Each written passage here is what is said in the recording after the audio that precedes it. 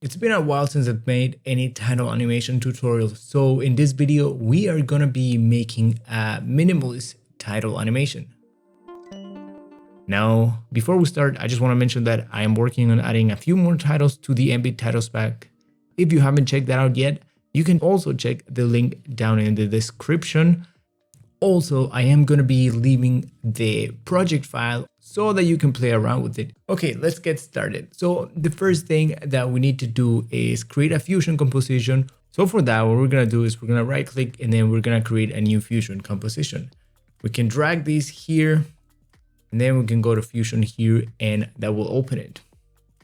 By default, this is what you're going to see. Let me just right click and take the high quality off. I do these when I'm recording and just doing stuff so that the playback, it's a little bit smoother. And then I put the proxy mode into half resolution. Now, the first thing that we want to do here is to add a background node so that we can see where we're going to be working. And I like to create an alpha for it. Now, we're going to add the text first, and then we're going to add our little shapes that you've seen on the side of the title, the little lines that we see moving. Now, for the text, what we're going to do is we're just going to write our title name. And then we're going to change the font to Next Art. Now, by default, this font is not in DaVinci Resolve. It's not by default on your computer. So if you want to check it out, you can go to 1001fonts.com. I think it is. I always forget if it is .com or .org. But go there and you can find a ton of fonts, including this Next Art one.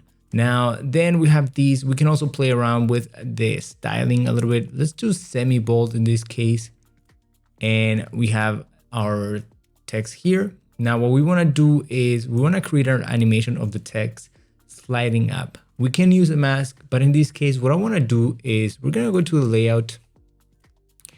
And here at frame, let's say frame 20, we're going to create a keyframe.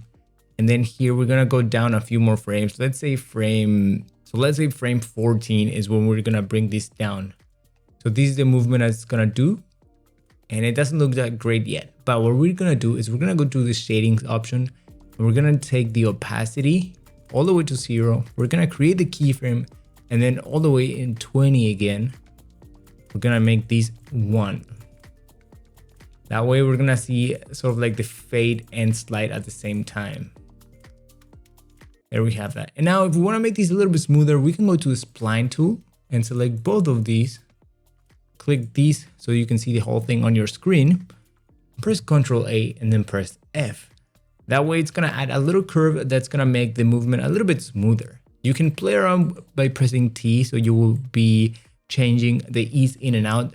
But for now, I'm just going to leave it like that. Okay, now we have our title going in and we have that first step ready.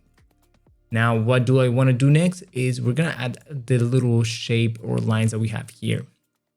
So for that, we're going to go and create a new background node. In the example you saw, this one was a gradient. So for that, we're going to do that same thing again. And we're going to add the 2 different colors that we want. In this case, it's going to be this purple. And we can add also a red one for the other side. You can play around with the lines in here if you want. Like that. So when we add the polygon and create this little line right here, and we're going to increase the border width and connect these here to create a new merge node. Oh, that's a little bit too big. There it goes. Now I like to press Ctrl and G so we can see the guides here inside Fusion. Making sure nothing is selected, press Ctrl G and then the guides will show up. That is just so that we can actually put these in the right place and it's sort of like aligned to where we want it to be, sort of like in the middle, right? Now, the way we're going to animate these is first, we're going to take these and make the border style. Or actually, what we're going to do is we're going to create a keyframe on the border width. Then we're going to go 1 frame and create a new one. And then we're going to bring the first keyframe to 0. That way, when we bring these down, because we want to animate the length, otherwise it's going to show up a little dot right here. We want these to be invisible. There it goes. Now we're going to animate the length of our line here. And for that, what we're going to do is we're going to create a keyframe here at 0. We're gonna go all the way to frame 11 and create and make these go all the way to 1. We're gonna go a few frames backwards, and at frame 7 we're gonna animate the position, and then here we're gonna bring these at frame 16 and bring the position all the way up. We're gonna create another keyframe here in the border style, and then we're gonna bring these all the way to 0. Now if we look at these, we'll see that animation there. If you'd like, you can make this polygon longer or style it however you want. It's really up to you. But we have that there, and it's a little bit too fast in that sense. So we can bring our text animation, go to the spline, select everything, and holding shift, we're gonna drag these a little bit to this side here. So, but by frame 17, it is actually out. So it's sort of like almost at the same time that our line disappears. There it goes. Now, how do we make our line show up on the other side? And for that, we're gonna use a mirror. We're gonna press Ctrl and spacebar and then go to mirrors. And now we can see both of them showing up there like that. Now, there's one thing that would happen with our lines here is that what we wanna do is, if I save this as a macro, I wanna add the option for people to be able to move these, because otherwise, if you adjust the text, these lines won't automatically move. If your text is smaller, let's say I just write SUALVI here, and the text is aligned in the center, it will look weird, right? That the lines are really far away. So for that, what we can do is here, you can animate the position of your line by going here in center, and then that will make the lines be sort of like aligned in the middle. And for that, sometimes the mirror is not exactly the same when it's at 0.5. So sometimes you have to press Ctrl and move it a little bit to the left so that they are both aligned right in the middle, and they are both symmetrical. There it goes. In this case, I think I'm gonna leave it like just SUALVI. I like that. So we have that first line. What are we gonna do for the second line? What we can do here is we're simply gonna Ctrl C and then Ctrl V these. So after copying and pasting these, what we can do is we can actually just select these and move these to the middle, and then this other line here to the side. And then if we look at these, we'll see that the lines are showing up like that.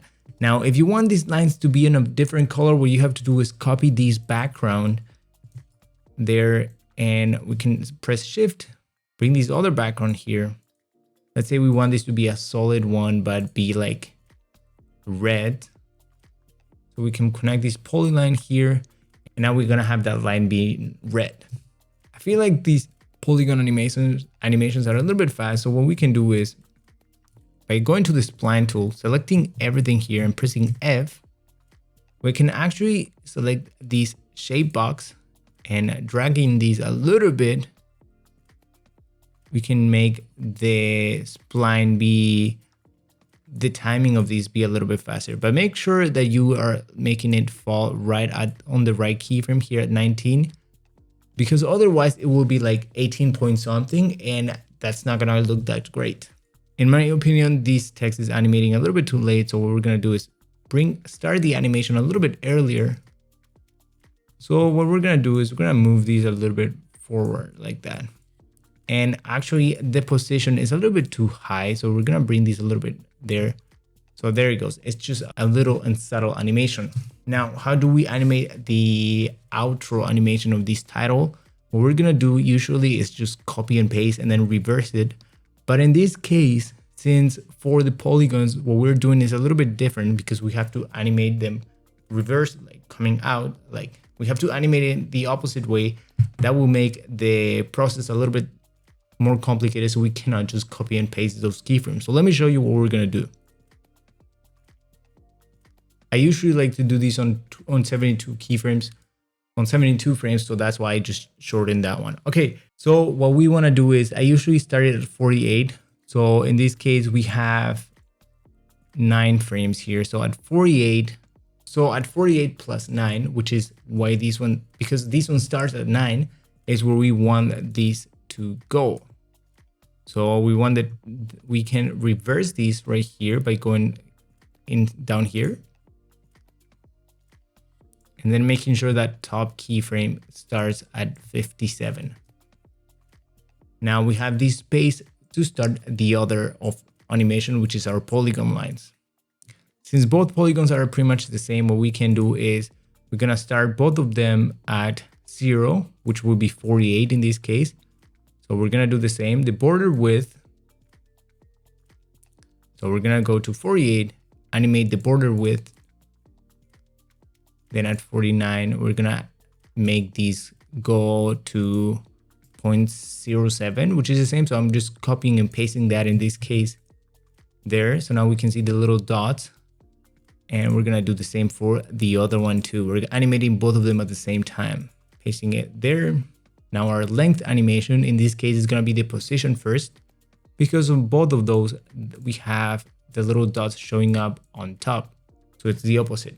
So in this case, what we want to do is we're going to create a keyframe for the position, and then the length usually is done here by 12.